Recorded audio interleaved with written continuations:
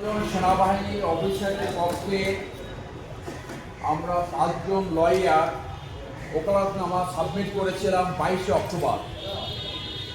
পরবর্তীতে যখন ডকুমেন্ট দেখলাম, সেই ডকুমেন্টে আমরা দেখলাম যে আমি নিজে একটি কমপ্লেন করেছিলাম। সেই কমপ্লেনের যে আসামি, সেই আসামি এই মামলারও আসামি রয়েছে। তখন আপনাদেরকে আমরা জানিয়েছিলাম যে প্রফেশনাল ইথিক্স অ্যান্ড কন্ডাক্ট অনুযায়ী আমি ডিফেন্স লয়ার হওয়ার কোনো সুযোগ নাই।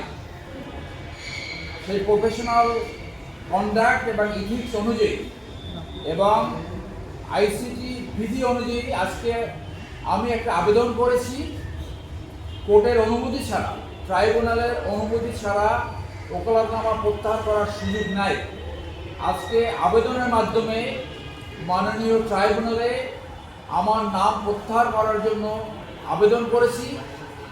মাননীয় ট্রাইব্যুনাল সেই আবেদন গ্রহণ করেছেন, অর্থাৎ সেই ওকালতনামাটা প্রত্যাহার হয়েছে। এখন এই অফিসারদের পরিবার নতুন করে লয়ার এনগেজ করেছে। ইতিমধ্যে তারা ওকালতনামা সাবমিট করবে এবং তারা এই ডিফেন্স কেস পরিচালনা করবে। ধন্যবাদ সবাইকে।